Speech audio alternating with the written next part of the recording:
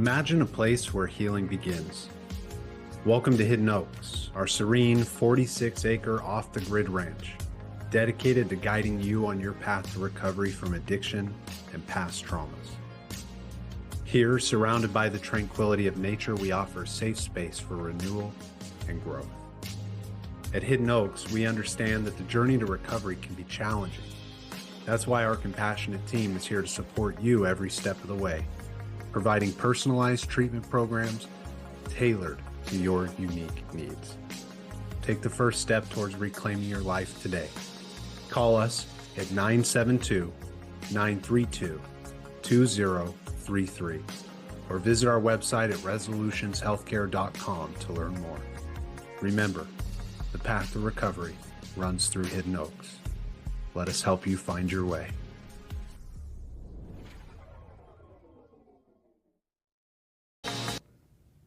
Hello and welcome to Breaking the Cycle. My name is Alan Hyde, and tonight our guest comes from a business that she owns and founded called Dose of Changes. She's a licensed clinical social worker supervisor and is trained in EMDR. We're going to get into all of this and much more, but Crystal Valdez, welcome. Hi. How are you doing? I am good. It's been a really good day.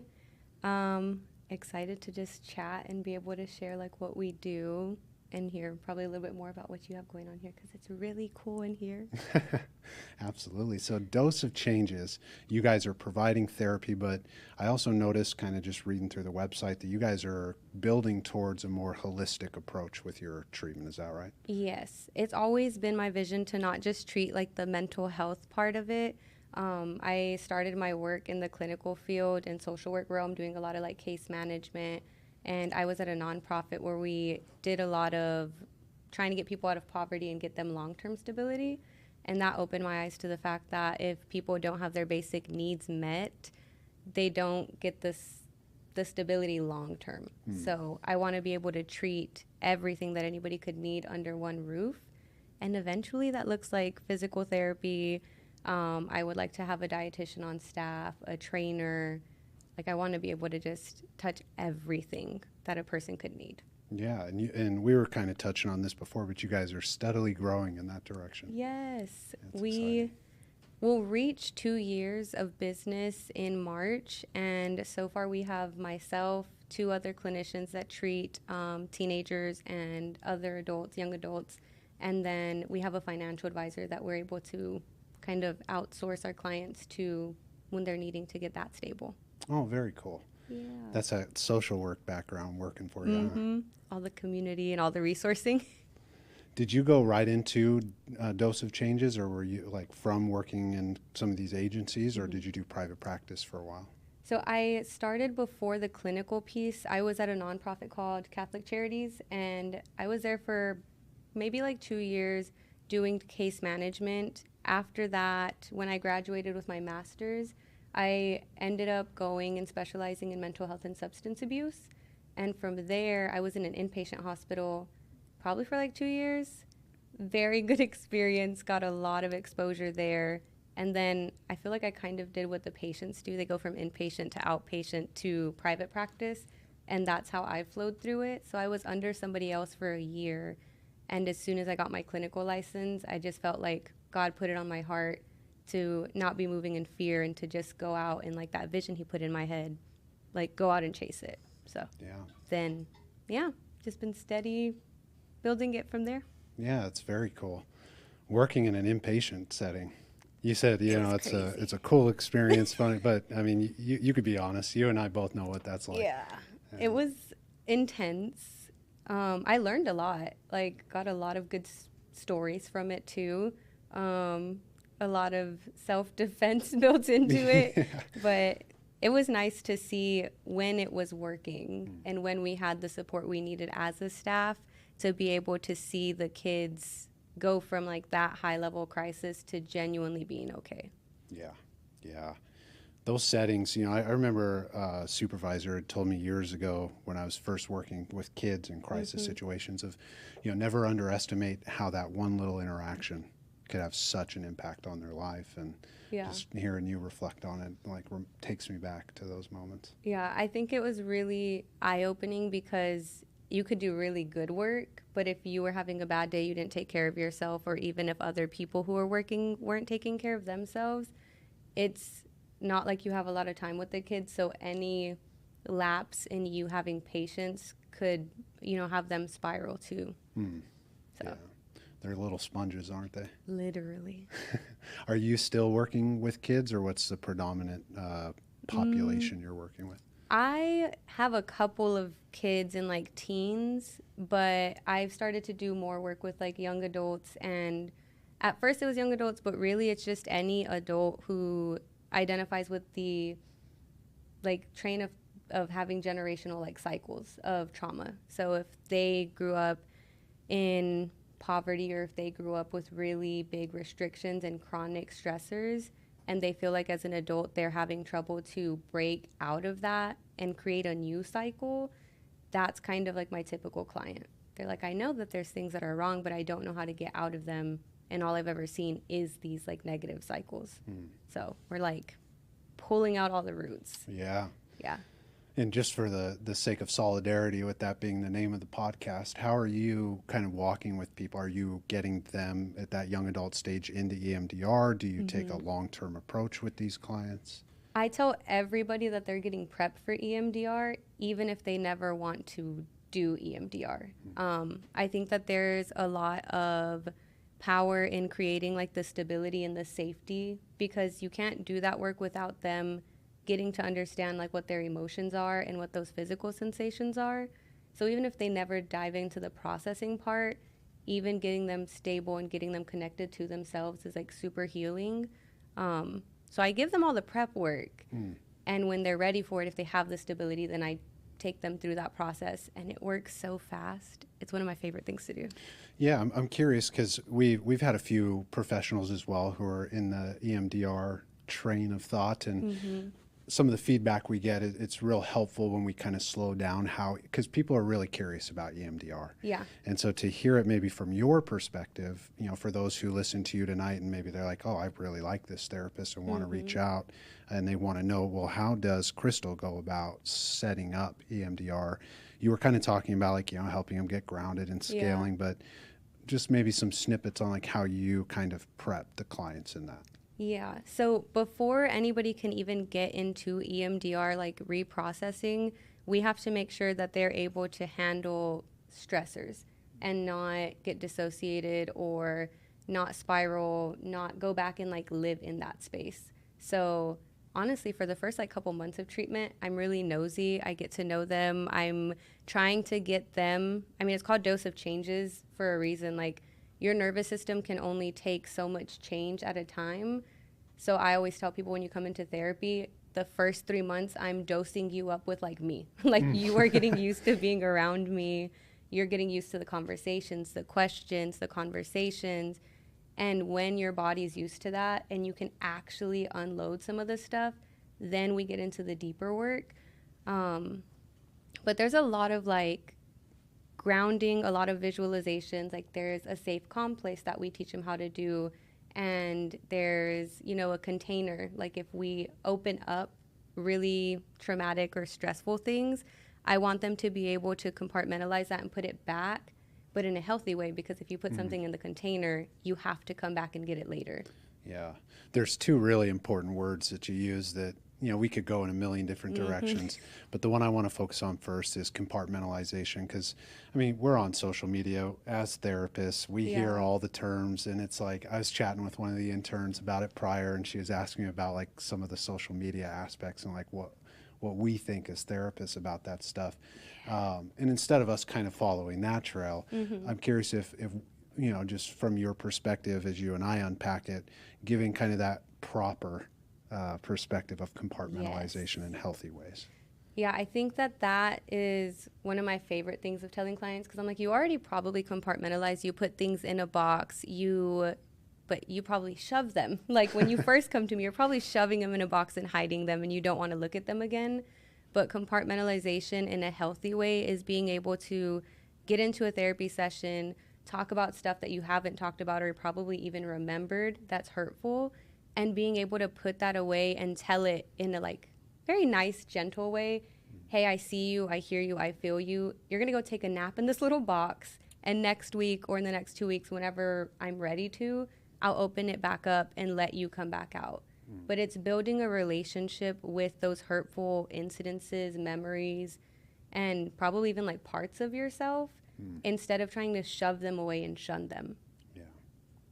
Do you get a lot of resistance on talking about parts? I really thought that I would have. Like being a baby social worker, a baby therapist, I was like, people are going to be so uncomfortable. But I think what I've noticed, and it might just be like my clientele and the people that come to me, is they're so ready for the work. I have to tell them, like, we're going to push the brakes. Like, you're ready to jump in, lay it all out. But there's a lot that we have to do to build up a good relationship between us and between, like, these different parts of yourself.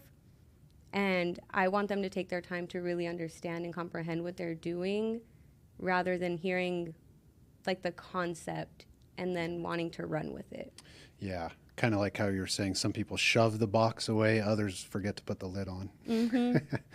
Yeah, first things first.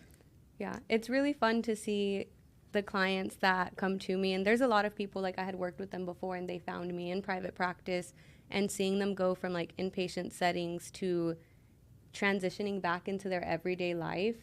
Like, it's really cool to walk alongside them because it is a long-term process. I don't have an amount of time. Like, I can't ever tell anybody how long they're going to be with me, but I've worked with people for years, and then some of them, it's not until like year 2 where they actually have like a really big revelation or really big breakthrough, and I'm like, that's what we were waiting for. Yeah. It's exciting. It's worth it.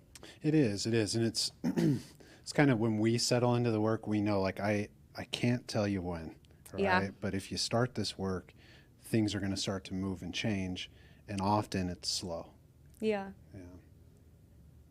It's really like a privilege. I think about sessions that I've had this week, and like it reminds me of the clients who come in and they're so ready, but there's so much like stabilization that needs to happen.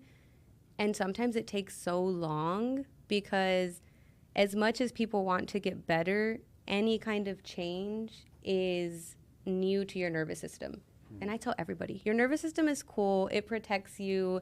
It guides where you're going, but it's not sophisticated, and it doesn't know the difference between good change and bad change. So you can go from like, I'm just trying to get more sleep. And if your body feels that, it's like, nah, actually you're not. You're not tired right now. Or it's going to give you 1,000,001 things to do in the middle of the night because it just wants you to keep doing what you're doing. Yeah. Yeah. It's like those, if we called them kind of dysfunctional coping mechanisms, they're like old friends. Yeah. Yeah. I was talking about that with a client about grieving the loss of the behavior. Yes. Yeah, it's grieving a behavior that was never a tangible thing, but you feel it, you know, and when you let go of it, there's something missing. And I like that you brought up that point of like making some of these changes is getting in touch with that like unsophisticated part of yourself. Yeah. And the adult you kind of has to have that conversation. And I don't know about you, but my little boy in there, he wants to get into trouble. Yes. There's like, I think about myself, and I have like an angry teenager who's like mad at the world, and it's like, I'm going to give you this really good thing, and it's like, no, actually you're not going to tell me what to do. And I'm like, bro, chill. Like, you don't even know what's good for you. There was something that you said like 5 seconds ago, and it stood out, and now it went out. It went somewhere else. It'll come back later. It's floating between the lights. We'll grab it later. Yeah. You mentioned, well, here we both are in our brain fog, but was it kind of? I think it was grief. Well, yeah, okay, let's go with that, and then I'll come back to whatever we're reaching here. It'll come back. Yeah, no, you said that there's grief of like the coping mechanism, and I think one of my favorite parts of the work is helping people recognize like you're healing, but in healing there is grief, because you want so badly to live in a different version of yourself, but you can't walk in that healthy lifestyle and still be the person that you were when you first stepped foot into like your therapist's office. So it's like you have to tell that version of yourself like, bye, see you later, and it's okay to not keep doing these things. But some people are like not ready to let that go as much as they think that they are. Yeah, you know, it was a couple of weeks ago where we had a guest. We were talking about like males and therapists, and you know, one of the funny things working with young men is because I remember having the thoughts too of like, oh, I want to be stoic, right? But it's like, what is that first of all? And then as you move towards like a healthier way of living, all right, it's like all of those departures from everything you think works. And that's part of like when you walk through that threshold and your therapist tells you, you have to, this has got to stop.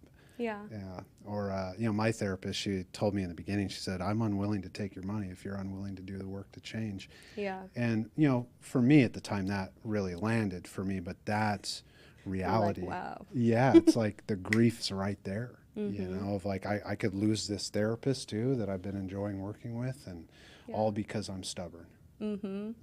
And that stubbornness is, even that's just like a protective thing. It's just something that is like trying to hang on to what's familiar. And I think that's why it's so important to spend that time in treatment helping people learn themselves and the way that they function, is because they don't know how to differentiate this is good for me versus this is what's familiar to me. And the minute they have to let go of one thing to pick up another, it's like a battle. Yeah. Yeah, that in-between time of I'm not sure I'm going to be able to pick something else up. Yeah. Yeah, and that becomes, you know, in recovery circles, I work with a lot of 12-steppers, and it's that's that traditional leap of faith. Yeah. I love talking about faith too, because a lot of times we focus so much on like the physical, the mental, the emotional, and a lot of times like this conversation gets drawn back to like spiritually, like where's your hope at? Like where are you drawing the belief that you can get better? Do you imagine a life that looks different than the one that you're living in? Can you actually see that? Yeah. And helping people navigate, I don't want to be the way that I am, but I don't know what life looks like in a different version of myself, and they can't even see that. It's God. It's God's work. Yeah, yeah. Well, I'm glad you say it, right? Because we make no bones about it on this show, and we've talked about it with many, many clinicians. That I was just having a conversation earlier today of like, you know, you at a certain point, it doesn't necessarily matter in which way religiously or dogmatically you believe. It's just that faith that there's something bigger than you, or else you're the higher power. And we already know. I was telling my client, I was like, we already know, brother, you're not the higher power. This hasn't worked out. All right. And there's a lot of people that will come to you as a therapist, and there's like power dynamic. So they're like, oh yeah, you're here, you know what you're doing, you know what I need to do. And sometimes I'm like, bro, you gotta chill, because I answer to a God, and I know who my God is, and I know that's where I seek answers from. And while we help you figure out what that looks like for you, like I cannot be your God, because that's too much of a burden to bear. Yeah. Well, I'm curious what you think too. Like oftentimes that's the nature of the wound, right? Mom or dad was God supplanted, right between them and their higher. I'm trying to reach up over my mic, but they get trapped here, and then so they want us to come in. Right. Yeah. I remember this clinician, she had been in the field for like 35 years when I was real young in the field, and she looked at me, she said, get ready to be everybody's dad and brother and boyfriend and husband, because they're going to project on you. And with the faith piece, it's observable, it's palpable. Yeah, and I think that there's a lot of, how do I put this? I think that one of the things that pops up over and over and over again is people will repeat the patterns of pain that were inflicted upon them, even if they think that they're trying to like get out of that. Like sometimes people come to me and they're really struggling with like abuse or abandonment or neglect, but then they're out in situations like prioritizing the needs of everybody else. And it's that like come to like Jesus moment where you're like, okay, you're mad and you're hurt that like mom and dad neglected you, but now you're like a 40-year-old something, and you're not taking care of yourself because you're taking care of everybody else around you. Yeah. Like you're self-inflicting that same pain. Yeah. Yeah. What's the Freud's adage, right? We repeat our pain in order to master it. Yes. Yeah. And it's never one-to-one. It can be. I mean, sometimes it's pretty one-to-one, but I like how you're highlighting the distinction, because I'm sure there's a ton of people watching tonight who can relate to this, where it's like, why do I keep replaying these patterns over and over again? Yeah. I love teaching people about the nervous system because I genuinely believe if you can figure out your nervous system and become familiar with just your system, you're a giant factory. If you know what button causes you to shut down and what button causes you to go into a regulated spot, all you have to know is when to push what button to help you like be balanced. And I think that there's a lot of just healing with educating people. Like some people have never even talked about their feelings, much less understood chemically, biologically, like what's going on. And once you give them that educational piece, it's like the key. Yeah. You just nerd out. Yeah, it's fun. It's fun, right? Because you watch people change, and all the while being patient, waiting for them. It's like, I've got spare keys right here. All you got to do is ask, but you have to ask. Yeah.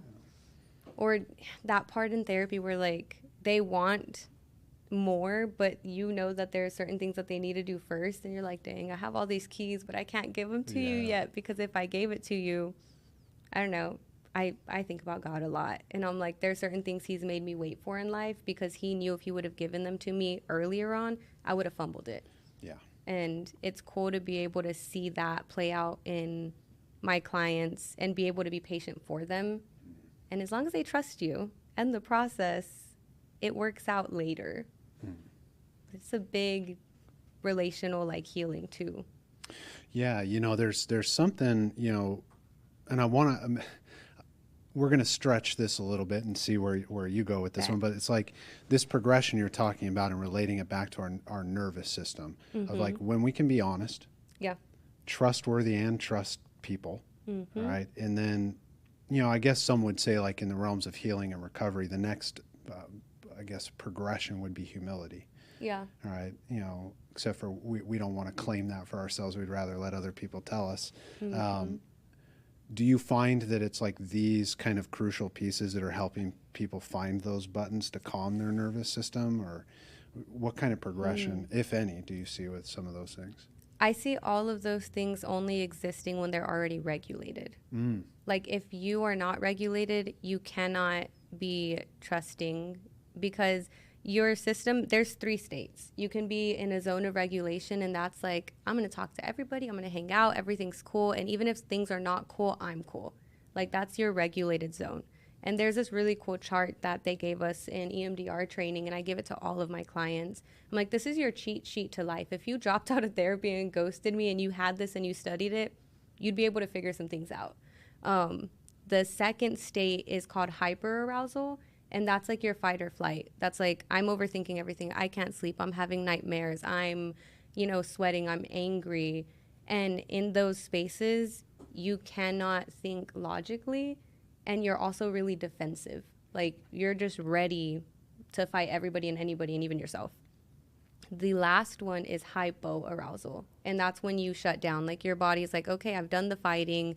I've tried all the things I need to do to get better. I've talked to all the people. Now I'm like, I'm shutting down. I don't want to talk to anybody. I am sleeping. I'm fatigued. I'm numb. Like, I don't want to be here. And really, depression and like, suicidal thoughts, self-harming, not feeling, people aren't broken. Their system is literally overwhelmed, and it's trying to rest, and it's just shut down. And I think that makes it so much less intimidating. Yeah, and I think just so tangibly how you described that, it's going to be helpful for a lot of people listening to this, because we all have spent time in any of those places. It's like all 3 of those aspects. It's kind of, I think about it in the progression too of like working with an addict, right? They'll get into, right, the behavior, maybe they've relapsed, whatever type of behavior it is. And then, let's say they're trying to get sober, there's all the shame, and then they get overwhelmed. It's like, well, there's that progression you were just talking about. Yeah. And everybody comes to those kind of like train stations in life, and having that cheat sheet. And if they just played this video over and over of the way you just described it, I think they'd be able to figure some things out. Yeah, and I think for me, because I do EMDR with my clients, but I also was blessed to have an EMDR therapist, and he changed my whole life, like just by showing me that chart. And he explained to me, like, it doesn't just have to do with psychologically what's going on mentally. Physiologically, within your body, there's responses. When you go into fight or flight mode, your blood, it starts to clot, and there's like stuff with your organs. Your lungs slow down, your heart starts to beat faster, your digestive system, it stops working, because if you're about to fight a bear, there's no need for you to go to the restroom, but you do need your blood to clot just in case you get like, sliced by the bear. It's a little graphic. And then whenever you go into the other state of like hypo and shut down, your body is basically trying to preserve all of its energy, and it even will like slow down your metabolism, because it's like, I'm going into hibernation, and if I'm in that deep of a survival mode, I don't need to burn off all of my fuel and my energy. I need to preserve it for later, because your nervous system is a system, and like I said, it's not sophisticated. So when it registers that it's shutting down, it's literally just preparing for like you to be stomped on by the bear and like left in the forest. So that's, yeah, there's so much. There is. And I'm glad that you bring these points up too, because when EMDR was first, popping onto the scene and becoming really, really popular, people would hear things like this and be like, oh, these therapists. But we know empirically now, and even more so with like ACEs, like the adverse childhood experiences, Yes. they had started tracking people coming into the hospital with unidentifiable medical illnesses and issues that like, there's no family history. Why is this person having this? Why did they develop this blood clot? All kinds of different things where like the doctors didn't have an explanation, but then they would link them to these adverse childhood experiences and the stress increases. And it's like, it's always worth stating on any mental health podcast when having this conversation is the number one killer in the world is stress. It's the number one killer. The Surgeon General should put something out on there like people's foreheads or something. Yeah, and even like loneliness kills, because that puts you straight into that shutdown system. And I think it's one thing to understand it conceptually and like theoretically from a book, but with the ACEs questionnaire, I was invited back to my hometown to speak as like a commencement speaker, because I could speak back then. And so what I shared with them was like the ACEs questionnaire. I have never met another human being who maxes out that questionnaire. And when I take that, like, I score a 10 out of 10. And for the people that don't understand that, you don't want a high score on that. The higher the score, the more predisposed you are to addictions, health conditions, heart disease, all of these things that you're naming. And I've even had to go through that process of like having to do surgery to like figure out what's wrong with like my stomach, because I'm having all kinds of issues. And it was literally just stress and me not processing all of the stuff that I had been through. And I was like, why do I have hives? Why is my body breaking down? Like, I'm healthy. It was because my mental wasn't healthy, and my body was like letting me know, like, wake up, you have to do something. Yeah. Well, and it's doing this work, and I'm sure you felt this too when you got into the field. It's like, I'm running out of places to turn. I have to look at this for myself. And it's nice to see that in clients too. It kind of sounds a little bit sadistic of like, I'm going to get you in a corner, right? But it's nice because from that corner, I may want to attack at first, but then I can make some better decisions. And I'm just, as you're kind of describing what's brought you into the field and into this direction, I'm only assuming that's kind of what pulled you in to help other people. Yes. I thought from second grade on, because I was adopted by my great-grandparents in the second grade, me and my older brother, and they were like 80 going on 90. So it was very quickly a transition from them being my caregivers to me being their caregivers. I haven't thought about them in a minute. But with them, I realized that like my social worker or the caseworker with CPS, he was a social worker. And I was like, oh, that's what I want to do. So I thought that I was going to go into that field and be in CPS and do those things. And it wasn't until my master's like internship where I think I started inpatient and I did group therapy too. And I was like, wow, like I can still have an impact. And this isn't just going to be like environmental, but I can change the way that they function and support them in like not just helping themselves, but when somebody heals something, that's why I love your title for everything. Like you break the cycle. You don't just break off the old stuff that hurt you, but you're starting an entirely new cycle. Yeah. And if you do it the right way, like it's real healthy. Yeah, and you get to be whole. You know, it's a new cycle. All right. It's like a bunch of stuff that I would have looked at 10 years ago and be like, it's boring. Yeah. You know, now I'm like, oh man, I want this. And I can only say, like, thank goodness for therapy and some of the somatic stuff that you're talking about, like the physical felt releasing of trauma. You know, I would have, in my, teenage years, maybe even early 20s, been like, whatever. Yeah. And it's so real. The only thing I can hope to do is show that to others. Absolutely. And the piece that you were talking about earlier with it being very like holistic, or like your body will feel it and not recognize that it's your mental health. I think that's why my heart is so like set on treating everything in a person, because even if you don't want to come talk to me about your traumas, if you don't know how to handle your money and you're chronically in a like stressful situation, or you always feel like you're without, come talk to me and like get with my financial advisor, because I promise you, if you get your money right, everything else is going to feel better. Like it doesn't always have to be that deep trauma work. You can fix the way you eat. You can fix the way that you sleep. You can fix the way that you spend your days. And all of the other stuff is going to be like a domino effect. Yeah. Maybe I need to, in my private practice, bring on a financial advisor. If you can't afford my fee, talk to my financial advisor. He'll help you out. I know a guy. Yeah.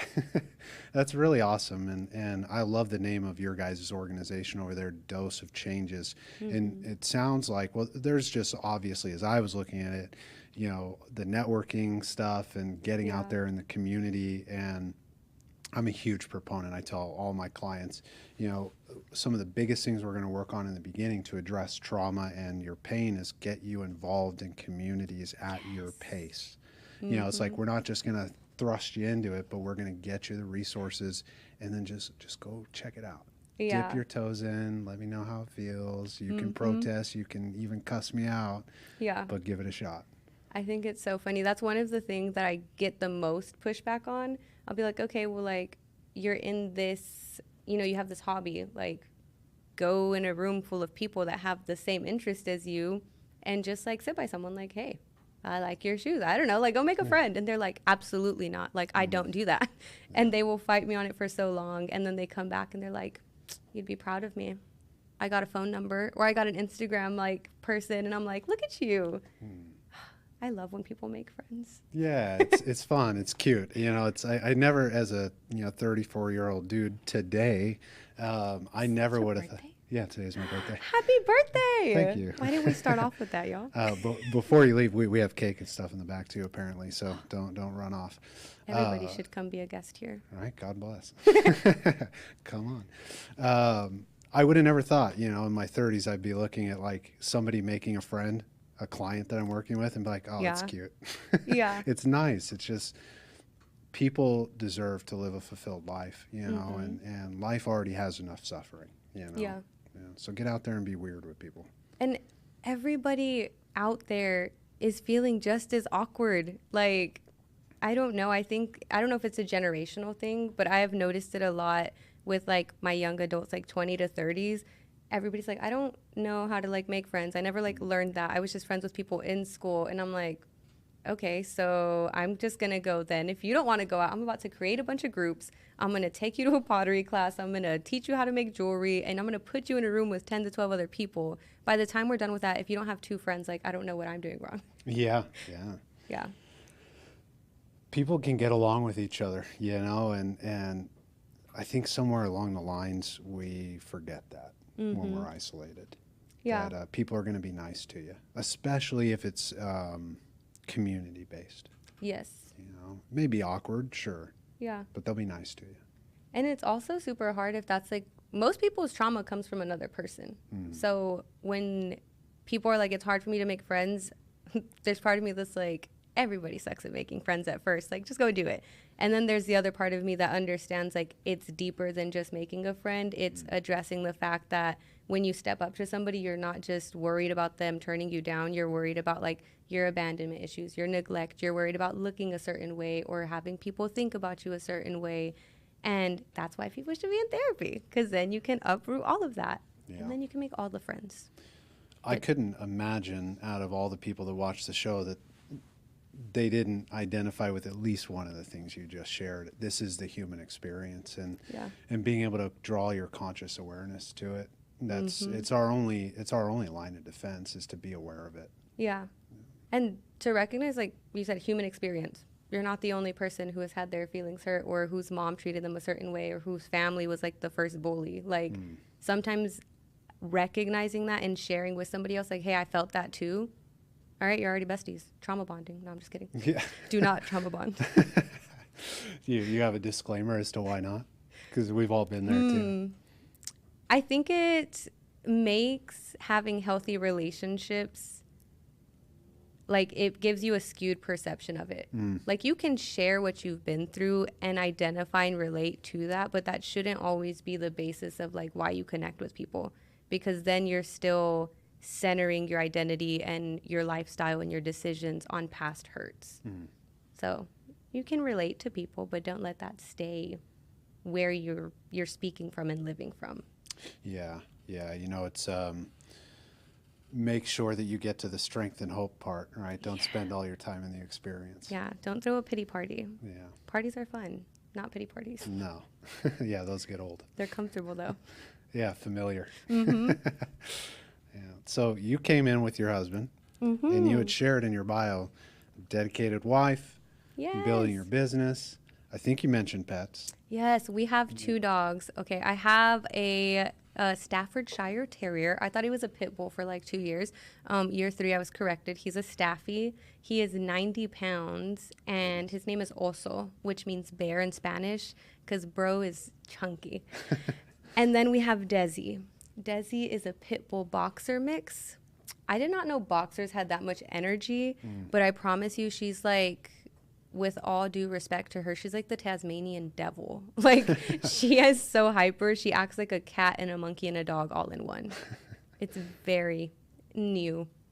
And if I'm not mistaken, both of your pups with your husband were in the picture that we were posting for the socials. Yeah. Yes. Yeah, they were cute dogs. Yeah, Oso might have broken a door at that photo shoot, and Desi might have been barking the entire time. But the photographers were really patient. They said they were really good, so they gave him treats. There you go. I think we won. If only in social settings people could treat each other like they treat dogs. Yeah. Are you nervous? Here, good boy. Yeah, have a treat. Here's a biscuit. Oh my goodness. Life would be so much better if we were all dogs. Yeah. And does your husband help out with Dose of Changes? Yes, he is actually the administrator. So when we have new clients come in, at first I was like, yeah, one woman show, I got this. And then I realized, like, I feel like God really brings people and he just pulls people in. Like, I did not know anything about marketing. I did not know anything about advertising myself. And I had a bunch of therapist friends. We all left the hospital setting, and there was some of us that started our own practice. I was the only one that jumped like into full-time practice just off of faith. I was just like, all right, if that's what you want me to do, I'm going to do it. And I think within 2 or 3 months, like, I had a full-time caseload that was extending like past 6 months in. And I thought that was normal until I started talking to other people, and they were like, girl, I can't keep my client caseload. And so when it got that busy, I was like, wow, if this is me not knowing what I'm doing as I grow and as I learn, I cannot do all this by myself. Yeah. And I think that's really important for other therapists or people in private practice to hear, is like delegation and sharing the load is fine. It's celebrated. It's needed. Yeah. So he stepped on to bring new clients on. Anytime I had really cool community events, like our 1-year anniversary, we did a vendors market, and then we had 2 wellness workshops that were running concurrently. He helped with all of the things, all the pictures, the videos, helping me call random people. There's a lot of stuff that he hasn't done before, and I'm like, babe, this is what we got to do. Like, here's the vision. And he looks at me like, okay, whatever you say, and we got it. So he just jumps in, just dives head first. I might have pushed him in, but he knows how to swim. He's really good at it. Well, you highlight a lot too, and just the importance for clinicians, because we have therapists who watch this show too, of just getting out there and trying things. It's like when we started this show, I didn't have the interns and the help that you see in the back. And like you were saying, like I sent a few emails, prayed about it. It was like the next day I had these emails, and they've just been wonderful. They've been so helpful. I mean, you saw with the social stuff and then signing the wall and all that. They're just super helpful with everything. They're doing good. Yeah. They look like professionals. You said interns, and I was like, all right, these paid interns, because they know what they're doing. They're killing it. Yeah. She's advocating for you. It's a social worker in me. Yeah.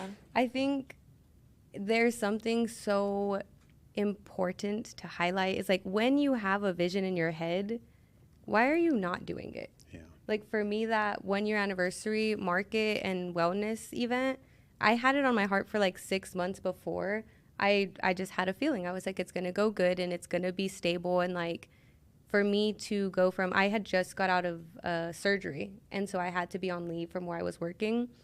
And I was like, I'm about to leave like my benefits and my stability. And I'm going to go out here and see if I can make it. Like it's sink or swim. But I just kept hearing in my head, like, I gave you this vision for a reason. Like I told you to do this for a reason. And I did not do any planning for that market until like 4 weeks before. And we ended up selling out. We had 12 vendors. We had people doing like free facials. We had raffles going on. Like it was everything that I had in my head and more. But if I would have done it when I first had that vision, I can't imagine how much like more, fluid, how much it would have flowed better. So I don't know. When you let fear drive the car, it doesn't go very far. Yeah. Well, I can say absolutely. I'm excited to hear about the next events that you're doing and let us know so that we can let our fans know here that you guys have this coming up, because we have a large viewership here in the DFW area, and just pull people out and share. Yeah, I've just been stalking y'all casually, just watching you steadily blow up. I'm like, okay. Yeah, we've been having fun here. This has been a blast, and we'll share more details with you. We have our networking event coming up next month, I think. I saw. Are you guys having a panel? Or was that? Okay. I was like, I'm pretty sure I saw that. It's so for you guys as well, it's the October 16th over in Fort Worth, so right around the corner from you guys. Yes. And it's the same panel we had on, I think, about 3 weeks ago. Yeah, so those ladies will be returning. That's so exciting. Yeah, and then we'll have to rope you in for the next one to get you on the panel. More than happy. I talk a lot. It's fun. Just give me something to nerd out about, people that need to know about Jesus, and I won't shut up. Absolutely. Well, I think maybe some of those topics can be for the next time we have you on here, too. Casually, yes. I have a planner, and it's color-coded. I will give you guys a color. Oh, perfect. That'll help me out in prepping for the show. Genuinely, I think eventually I want to get away from doing so much of the individual sessions. And I love what I do, and I love seeing the progress. But I feel like there's a talent and like a calling for the community events and like organizing things. And it makes care accessible too, because group is a lot cheaper than individual therapy. Yeah. And whenever you can do events that maybe aren't even therapy, but just like social skills groups, or I really want to do like a hobby series. So legitimately just bring in people that have different talents, that do pottery, that know how to make jewelry. If people just come in and lead a group like that, or we have like a day conference, those are the things that like make my brain spin and they make my heart full. So I like that. I'm gonna be doing a lot of things. Yeah, and they can find all this information as you guys are planning this. It's doseofchanges.com, right? Yes. I get that right? Yes, and then the Instagram is Dose of Changes LLC. Yeah. Yeah. We can put both of those in Gabe is on it. How are we doing on time, Gabe? Oh, perfect. I have a sixth sense for asking you for the 5-minute mark. I have a couple questions for you that we ask every guest. If we were going to build a mental health amusement park and you got to build a ride, what would it be? What would you call it, and why? Oh my goodness. Okay, not a roller coaster because I'm scared of heights. If I had to build one, is it me or all of us? Is it like a ride for Dose of Changes? Yes, ride for Dose of Changes, yeah. Why did I immediately think of like just a safe room with a bunch of teddy bears? Like they can come take a nap over here and I'll give them pizza and I'll hang out with them. I'm scared of heights, so thinking of any amusement park like ride, it just is an immediate no for me. And I also keep seeing stuff on the news where people get stuck. So I'll be like the little safe place where they come take a nap. It'll be cozy. What would you call it? Oh my gosh, I can't say safe place. That's so basic. I don't know. In the clouds. In the clouds. Yeah, they can come take a nap in the clouds. There you go. They can eat cotton candy, but it'll be healthy. We need a place for naps at our amusement park. Yeah, you guys can freak everybody out, like get their system all over the place, and I'll just be like, yeah, come on. Come watch a movie. Come watch Inside Out. That was a good movie. It was. Both That of them. second one, Yeah. when they talked about the core memories, I was like, all right, I don't even need a job anymore. Everybody just needs to watch this movie and you don't need therapy. You're done. They're doing a good job with those movies. They definitely. I watched that one. Yeah. Right, and with my boo, and hello. She's in the back because it's my birthday. Perfect present. I was watching that and I was like, there's just no way there's not a team of clinicians on this. Literally. Anxiety, that was my bestie. Somebody was like, wow, I've never known that. And I just turned to them and I was like, bro, me and her are best friends. Like, hate to say it. Yeah. I thought the depiction of it, spoiler alert, but like when it was like running around the panel, but she was actually just standing still in the middle of it, I was like, oh man. I was like, wow, I thought I was so healed, but I guess I'm still grieving. It was so good. I may or may not have assigned that movie as homework to like 20 people. It could have just been a field trip at that point. Yeah. But you know, HIPAA. So can't do that. Yeah, got to protect the boundaries. Yes. Who was your favorite childhood cartoon? Ooh, oh my goodness. I feel like I didn't watch too many cartoons growing up. Let me see. No, okay, Foster's Home for Imaginary Kids. The one that was like, I'm not about to scream, I love chocolate milk. They're like, do it again, do it again, do it again, do it again. Do you know that one? I'm He has no idea. with this. All right, the interns know. It's a yellow. yellow character, I think, with like 3 things of hair. His name is Cheese. It's Cheese? It's Cheese? We're playing charades over here. Is that what it's called? When you're like guessing things? And, yeah, we're playing charades. It's Cheese. Nice. How would Cheese benefit from coming to see you for therapy? Oh my goodness. I think they might have ADHD. They could definitely use some grounding skills, but maybe they're just perfectly fine and we just need to build up like their security so that they can just continue to be the little light that they are and not worry about how they make people feel. You know? Cheese is dope. A little self-esteem. Yeah, he just throws people down the hill. Do it again, do it again, do it again. I'm like, okay, I want to be that happy. Yeah. It's the joy of the Lord right there. Yeah, it sounds cute. I want to give a huge thanks to Gabe for making everything here look so beautiful. Huge thanks to our interns in the back. You guys are a godsend. Any last messages from you, Crystal, that you would share with our audience, since you have a captive audience here? Let's see. Since you guys can't leave. No, I'm just kidding. I think I would just say, like, don't be scared of the work because it doesn't always have to feel really intense. And for the clinicians, don't be afraid of the work. Like, get in there, do the things that you need to do to make whatever vision, like, is in your head come to fruition. Because the more that you move in fear, whether it's as a client or a clinician, you're holding things back and you're, like, withholding blessings from other people or yourself. And that's no way to live. I needed to hear that tonight, so thank you. You're welcome. Just kidding. Ladies and gentlemen, we break the cycle here every Friday night, 7 p.m. We will see you here next week with our next guest, and we are very thankful to have you here tonight. Yay.